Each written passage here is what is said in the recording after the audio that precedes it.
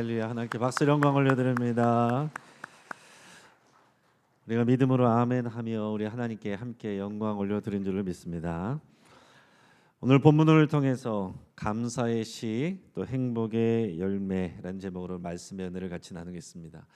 우리 2024년 첫 주일 첫 예배 여러분 나오신 여러분들을 환영하고 축복합니다. 우리 이번 연말 연시에 호텔마다 그리고 또 관광지마다 식당들마다 사람들로 가득 찼습니다. 또 해외여행 나가는 사람들로 공항도 많은 인파들로 붐볐습니다. 여러분들은 새해를 어떻게 맞이하셨습니까? 우리 지난주에 마지막 날 우리 송구 영신 예배를 통해서 우리는 2023년을 하나님께 감사드리고 예배하며 또 기도와 찬양으로 2024년을 맞이했습니다. 그리고 1월 1일 아침에 우리는 이 해맞이 행사에 참여하는 이 지역 주민들 약 750명 정도 되는 분들에게 따뜻하고 맛있는 우리 떡국과 귤을 대접을 했습니다. 여러분 새해를 맞이하면서 많은 분들이 지역 주민들이 교회에서 또 아침을 먹고 한 해를 시작한다는 거 얼마나 또 귀한 일입니까? 감사한 거는 이번 떡국 행사에 다른 해보다도 더 많은 분들이 나오셔서 또 이렇게 순수하게 잘 섬겨주시고 봉사해 주셨습니다. 섬겨주신 모든 분들께 여러분 감사를 드립니다. 우리 영신교회는 하나님 앞에 예배하고 또 이웃을 섬기면서 2024년을 우리가 시작을 했습니다. 우리 얼마나 이게 귀한 일이에요. 새해를 갑진년이라고 이렇게 말들 합니다. 우리가 청룡의 해라고 또 얘기를 합니다. 그래서 사람들이 인사할 때 그렇게 인사한다고 그러더라고요. 새해 복 많이 받으세요. 건강하세요. 행복하세요. 이렇게 얘기를 한대요. 제가 어릴 적에 어머니가 저에게 그런 얘기를 한 적이 있어요. 제가 이제 쥐띠인데요. 제가 새벽 1시 정도에 태어났다는 거예요. 그래서 쥐는 새벽 1시에 막 이렇게 돌아다니잖아요. 그래가지고 제가 어릴 때부터 여기저기 바쁘게 막 돌아다니는 게 그래서 그런 것 같다는 거예요. 저희 어머님은 기도 많이 하시는 권사님인데도 그런 얘기를 하셨어요. 그런데 여러분 이런 것은 진리가 아닙니다. 성경적인 개념도 아니에요. 우리 장년들은 우리 육식갑자와 십이지신 또 띠를 묻는 것에 아주 익숙하고 그것이 또 편하게 느껴지시죠. 만 60이 되면은 우리가 환갑을 맞이했다는 이런 얘기들을 합니다. 띠를 물어봅니다. 그러나 지난번에 말씀드린 것처럼 이 육식갑자는 동양 철학 사상으로 시간을 보는 관점이에요. 육식갑자라는 것은 음행 오양의 원리 10가지와 그 십간과 이 땅을 지킨다는 십이지신 이거를 합쳐서 60개 그래서 60년을 하나의 기본 세트로 시간을 단위를 보는 겁니다. 그래서 이 60년이 새롭게 시작할 때 그거를 환갑이라고 하고 또 회갑이라고도 이렇게 얘기를 하는 거죠. 하지만 우리 그리스도인들은 하나님의 눈으로 시간을 볼 수 있기를 주의 이름으로 축복합니다. 여러분 아마 들어서 많이 아시는 내용일 거예요. 한국교회 초기에 외국인 선교사님이 이제 이 새해를 맞이하면서 설교한 그런 이제 내용이 있습니다. 이렇게 얘기를 했습니다. 겨우 여러분 이제 헛년이 가고 새년이 옵니다. 새년은 어떤 년일까요? 지난 년들을 돌이켜보면 여러 가지 꿈과 기대에 미친 년도 있었고 어떤 년은 실망스러웠습니다. 그러나 가장 중요한 것은 이년저년 할 것 없이 모두 하나님께서 주신 년들이란 것입니다. 여러분 이게 좀 우스갯소리처럼 이렇게 듣기는 했지만 실제 있었던 일입니다. 근데 우습지만 이 중요한 내용 여기서 말한 내용은 아주 중요한 것입니다. 2023년도 하나님께서 주셨고 2024년 새해도 하나님이 주셨습니다. 하나님이 시간의 창조자시고 하나님의 시간의 주인이십니다. 하나님이 시간의 기준이 되시는 거예요. 제가 질문을 한번 해볼게요. 여러분 시간은 흘러갑니까? 돌아갑니까? 우리는 새해를 맞이하고 1년 12달을 지내고 나면 다시 또 1월이 오고 또 시계는 계속 돌아가고 시간이 돌아가는 것처럼 느껴집니다.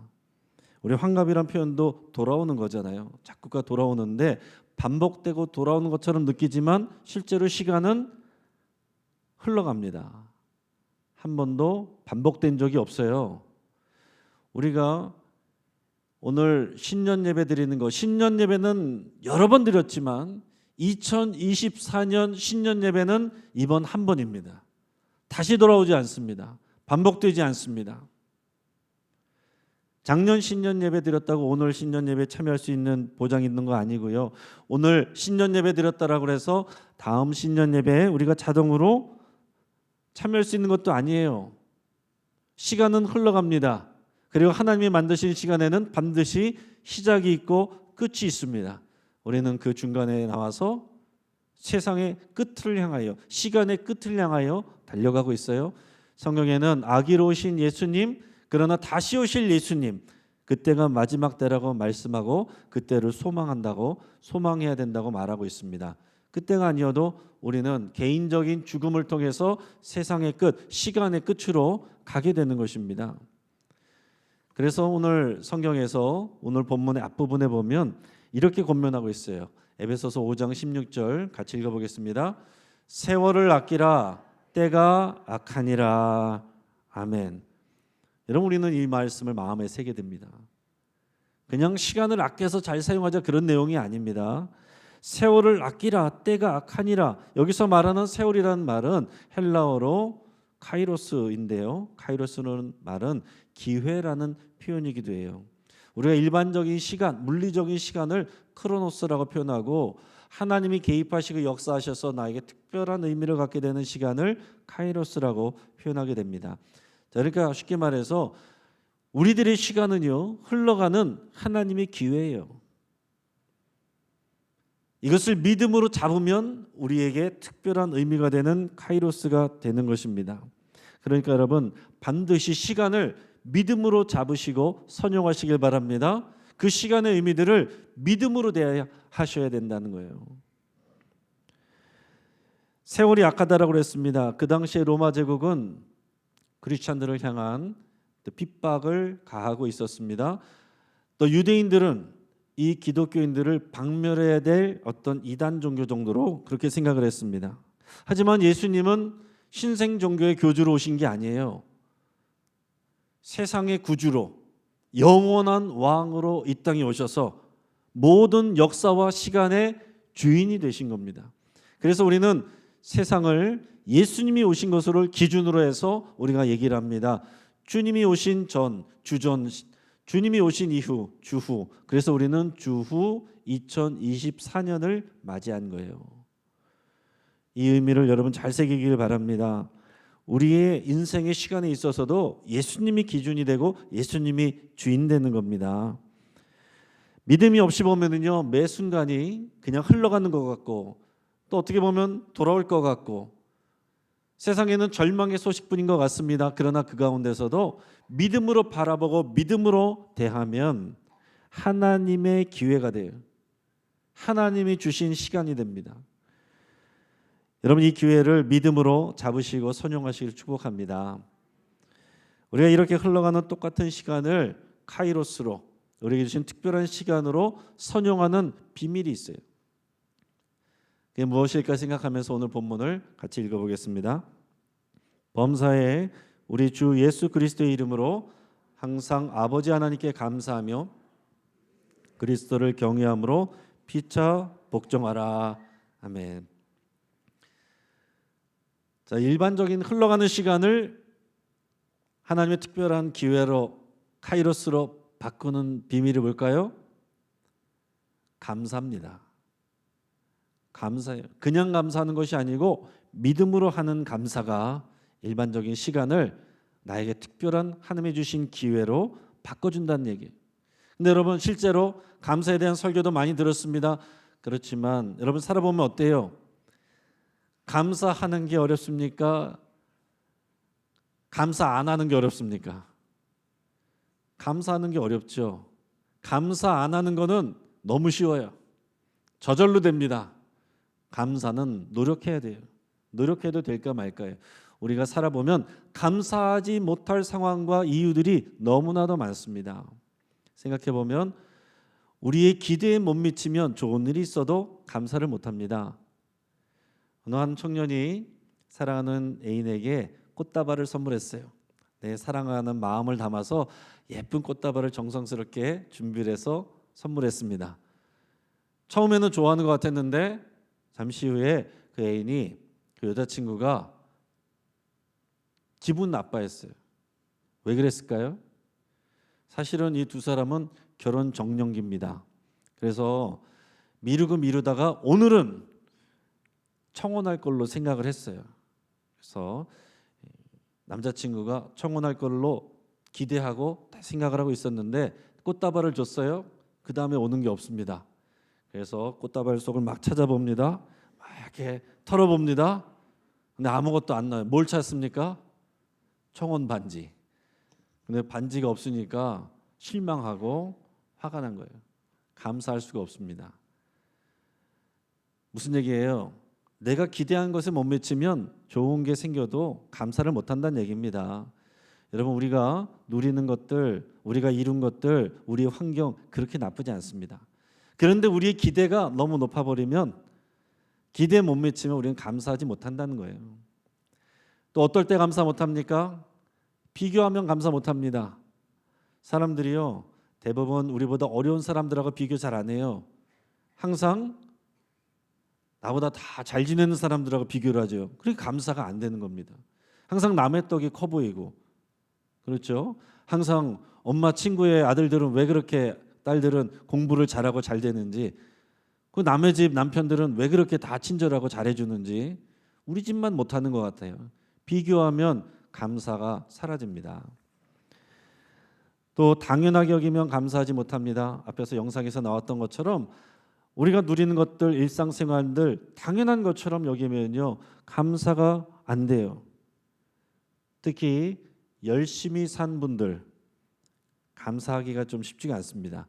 또 자수성가하신 분들 신앙생활 기피하기가 쉽지가 않아요. 왜 그래요?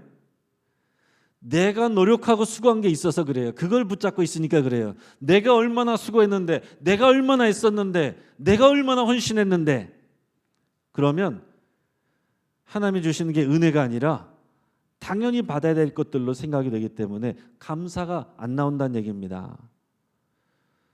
또 다른 사람들에게도 마찬가지예요. 사람들에게도 내가 공부 잘한 사람들은 내 자녀들도 당연히 공부 잘해야 되는데 그걸 못 따라오면 이해를 못 하잖아요. 그 자녀들에 대해서 칭찬이 안 나갑니다. 또 내가 열심히 생활하고 어려운 때도 우리 살림도 열심히 잘하시고 요리도 잘하시고 몇 가지 역할을 해냈던 어머님들은 우리 젊은 세대들을 바라보면서, 며느리를 바라보면서 이해가 안 되고, 며느리들은 나름대로 열심히 해도 만족스럽지가 않잖아요. 칭찬이 안 나오고 감사가 안 나오잖아요. 또 어릴 때부터 받아오던 사람들, 너무 잘 해주는 그 부모님의 그런 정성을 받아온 사람들은요 또 감사를 잘 할 줄 모릅니다. 그래서 여러분, 자녀들에게 정말 고생 안 시키려고 잘해주려고만 그러면 안 돼요. 젊어서 고생은 사서도 한다라고 그랬습니다. 내가 고생했으니까 내 자식만큼은 절대 고생시키지 말아야지. 그래서 잘해주기만 해보세요. 그러면 어떻게 됩니까? 당연하게 여기고 고마울 줄 모릅니다. 그리고 나중에는 다른 부모랑 비교하면서 해준 게 뭐가 있냐고 이런 얘기들이 나오게 되는 겁니다. 당연하게 여기면 감사하지 못한다는 거예요. 또 몸과 마음이 상하면, 아프면 감사가 안 나옵니다. 당장 그렇죠. 우리가 몸이 아프면 그 아픈 것에 집중해서 감사가 안 나옵니다. 아플 때 감사하는 사람은 정말 성숙한 사람이에요. 몸은 안 아파도 마음이 아픈 사람들 요즘 현대에 너무나도 많습니다. 마음이 아파요. 기분이 처지거나 우울해도 감사가 잘 안 됩니다. 감사할 일이 있어도 이 기분 따라서, 감정 따라서 감사가 안 나온다는 거예요. 아이를 낳아서 감사해야 되는데 산후우울증이 와버려요. 감사가 안 나옵니다. 사춘기나 갱년기 때도 감사가 잘 안 됩니다. 나이가 들어가면서 마음이 우울해지면, 또 오래 했던 내 일을 내려놔야 되면, 그리고 정성 들여서 키웠던 자녀가 결혼해서 떠나가면, 배우자나 가족이 오랫동안 아프거나 이유 없이 우울할 때도 있습니다. 그러면 감사가 안 나오는 거죠. 그뿐이겠어요? 사고가 나도, 질병에 걸려도, 시험에 떨어져도, 사람들과의 싸워도, 경쟁에서 밀려도, 누군가의 지적을 당하거나 무시를 당해도 감사하기가 어렵습니다. 오히려 분노가 나오고 원망이 오고 불평이 생기고, 그것이 오래되면 화병됩니다. 화병이, 스트레스가 우리의 몸도 망가뜨리고 생명도 위협해요. 여러분 생각해 보면 우리는 감사할 이유보다 감사하지 못할 이유가 너무 많다는 거죠. 그러나 그리스도인들은 감사할 이유를 이미 받은 사람들입니다. 복 받기 위해서 예배드리는 게 아니에요. 구원받았고 복 받았기 때문에 예배하는 것입니다. 그리스도인들은 그런 사람들이에요. 항상 감사의 이유를 갖고 있는 사람들입니다. 우리는 복음을 받은 사람들이에요. 기뻐하고 감사에 대해 이유를 갖고 있는 사람들이에요. 그래서 우리의 그리스도인들의 감사는요, 환경 따라가는 게 아니고, 상황 따라가는 게 아니고, 사람들 따라가는 게 아니고, 감정 따라가는 게 아닙니다. 믿음으로 하는 거예요. 믿음으로 하는 감사가 우리 그리스도인들이 해야 될 감사라는 겁니다. 이 생각 가지고 오늘 본문 말씀 다시 한번 읽어보겠습니다. 범사에 우리 주 예수 그리스도의 이름으로 항상 아버지 하나님께 감사하며 그리스도를 경외함으로 피차 복종하라. 아멘. 여러분 성경은 우리에게 범사에 감사하라, 모든 일에 감사하라, 그리고 항상 감사하라. 누구에게 감사하는 거예요? 아버지 하나님께. 아버지 하나님께. 더 나가서 피차 복종하라고 그랬습니다. 피차 복종하는 거, 이거 교회에 주는 편지예요. 교회 지체들에 대한 내용이 일차적입니다. 교회 지체들에 대해서 피차 복종하라. 이것을 다른 말로 표현하면, 감사를 표현하면 서로에게 감사하라. 서로에게 감사하기 때문에 서로를 섬겨라. 그래서 서로에게 감사의 제목이 되라. 이런 표현입니다. 근데 이게 쉽습니까? 앞에서 언급한 것처럼 우리 일들 중에서 어떻게 범사에 항상 우리 기대대로 되는 것 아니고 우리가 원하는 만큼 되는 것 아닌데 어떻게 감사합니까? 어떻게 아버지 하나님께 감사합니까? 오직 우리 주 예수 그리스도의 이름으로. 여러분 교회 안에서 서로를 어떻게 항상 예뻐하고 또 섬길 수가 있어요? 어떻게 감사할 수가 있습니까? 우리 마음에 안 드는데, 우리 기준에 못 미치는데, 우리를 속상하게 하는데 어떻게 감사를 표현할 수 있고 피차 복종할 수 있습니까? 여러분 교회 바깥에서 만난 사람들 마음에 안 들면 안 보면 돼요. 그러나 교회 안에서 마음 상하는 사람들이 있으면 교회 오는 것이, 신앙생활하는 것이 얼마나 괴로워요. 감사는커녕 여러분 여기서 시험 받는다는 소리가 나오게 되는 거죠. 그러면 에베소 교회만 특별한 교회였습니까? 아니죠. 핍박이 심한 교회고 이 가운데서도 다 관계 가운데 갈등이 있었습니다. 그런데요, 꼴보기 싫은 사람 피해서 교회 옮겨도요, 어디 가나 똑같은 사람들이 있습니다. 더 심한 사람들이 있어요. 피할 수가 없는 겁니다. 도대체 교회는 왜 그럴까요? 말씀드렸지만 교회는 의인들이 모이는 곳이 아니라 죄인들이 모이는 곳입니다. 목사도 장로도 권사도 안수집사도 오래 다니신 분들도 죄인임을 고백하여서 신앙생활하는 데가 교회예요. 우리 아무도 의로워서 완벽해서 수준 높아서 구원받을 사람 한 사람도 없습니다. 우리 수준으로 구원받을 수 있는 자격이 없기 때문에 예수 그리스도를 믿고 예수 그리스도를 옷 입어서 그분의 의를 보고 하나님이 우리를 의롭다고 하신 것이지, 그리고 예수님을 믿고 조금씩 배워가고 자라가는 것이지 완성된 사람이 어디 있습니까? 우리가 볼 때는 수준 차이 나는 것 같아도 하나님 보시기에는 모두가 죄인이고 모두가 다 연약하고 모두가 다 상처가 있어요. 우리는 다 위로받기를 원하고 치유받아야 될 필요가 있어요. 우리는 완전한 게 아닙니다. 우리는 하나님의 돌보심 안에서 만들어져 가는 거예요. 그런 상황에서 우리가 어떻게 하나님 앞에 감사하고 서로에게 감사할 수 있어요? 우리 주 예수 그리스도의 이름으로, 예수 그리스도를 경외함으로, 한마디로 말하면 예수님 때문에. 따라하겠습니다. 예수님 때문에.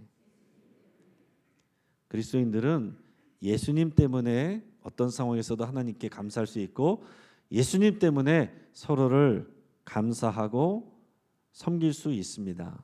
이게 믿음이에요. 내가 뭔가를 열심히 하는 게 믿음이 아니라 이 말씀에 순종하는 게 진짜 믿음입니다. 이런 믿음의 고백 가운데서 우리가 더 자라가는 것이 우리 한 해 목표입니다. 그리고 우리 평생의 목표가 되어야 돼요.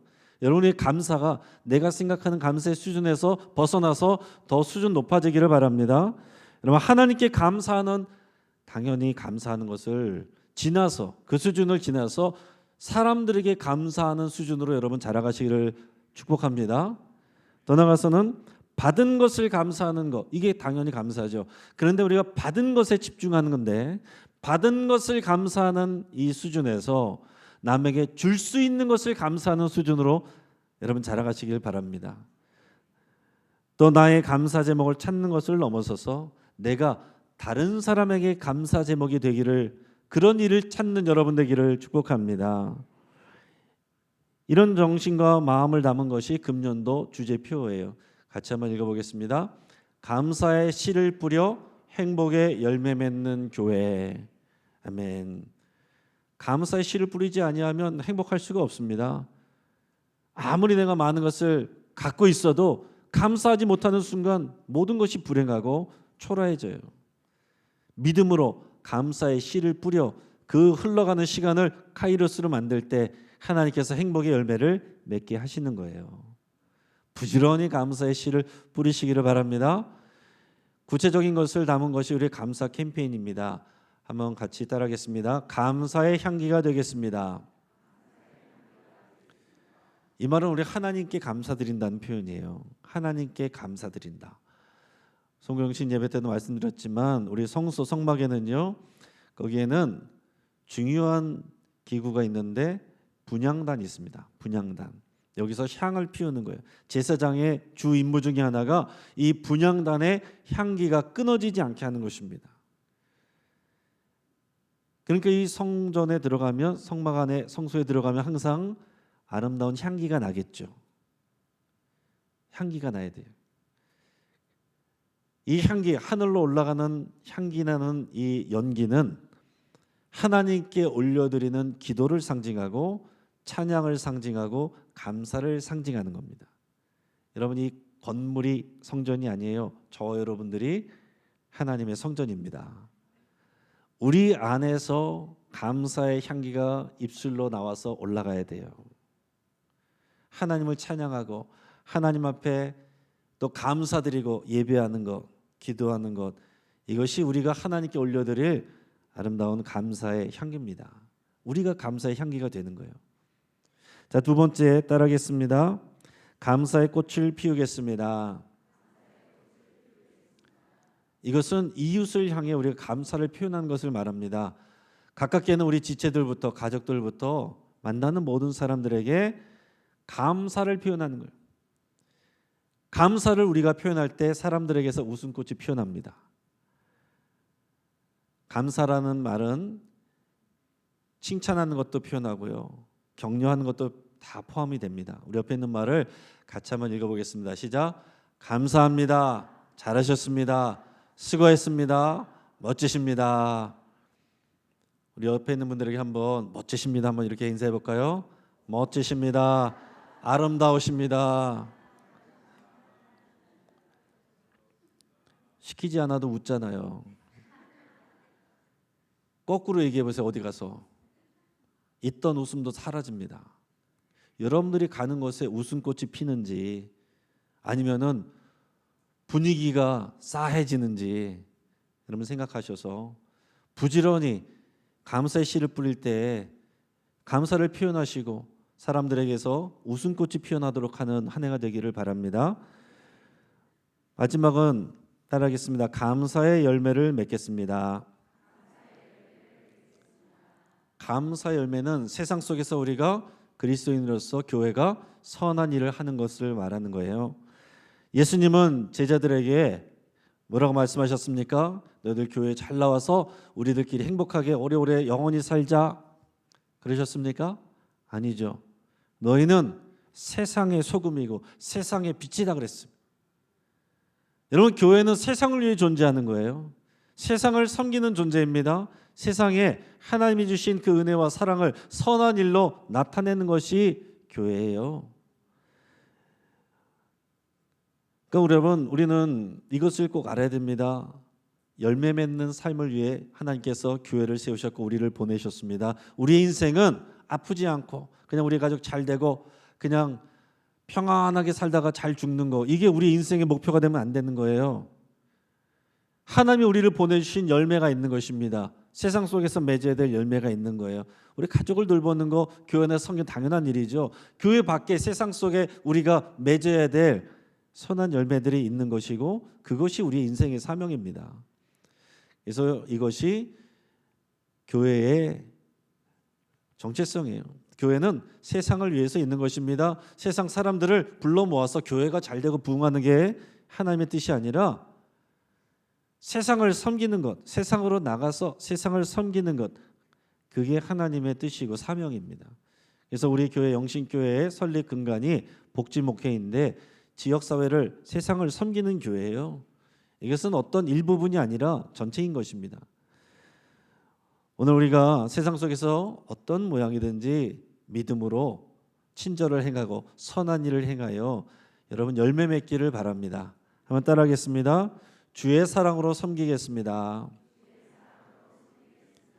우리가 세상을 바라볼 때, 사람들을 바라볼 때 내가 섬겨야 될 사람들로 봐야 되는 거예요. 나랑 싸울 사람들이 아니고 경쟁해야 될 사람들이 아니고 내가 다 섬겨야 될 사람들로 여러분 보시길 바랍니다. 사랑하는 성도 여러분, 이제 말씀을 정리하겠습니다. 감사는 저절로 되는 게 아닙니다. 감정 따라서 절대로 못합니다. 환경 따라서 안 됩니다. 여러분, 복을 받아서 주변의 사람이 훌륭한 사람이어서만 감사한다면 누가 감사하겠어요? 그거는 진짜 감사가 아닙니다. 진짜 감사는 믿음으로 감사의 씨를 뿌릴 때 하나님께서 행복의 열매 맺게 하시는 겁니다. 흘러가는 시간을 믿음으로 붙잡는 거예요. 모든 시간이 피하고 싶은 시간인 것 같지만 믿음으로 대하면 그 시간들이 우리에게 행복의 시간들로 바뀔 수 있어요. 하나님의 특별한 시간이 될 수 있습니다. 그리스도 안에서 하나님은 모든 것이 합력하여 선을 이루게 하십니다. 예수님이 우리와 함께 계십니다. 그러므로 우리는 예수님 안에서 예수님의 이름으로, 예수님 때문에 언제든지 어떤 순간에든지 범사에 항상 모든 사람들에게 감사의 씨를 뿌릴 수 있고 뿌려야 됩니다. 그럴 때 열매를 하나님이 맺게 하십니다. 오늘 한 해의 주제표와 캠페인으로 외칠 때에 의미를 아시고 마음에 새기면서 오늘 한 해뿐만 아니라 하나님이 부르시는 마지막 때까지 감사의 향기가 되고 감사의 꽃을 피우고 감사의 열매 맺는 저 여러분 되기를 주의 이름으로 축복합니다. 같이 기도하겠습니다.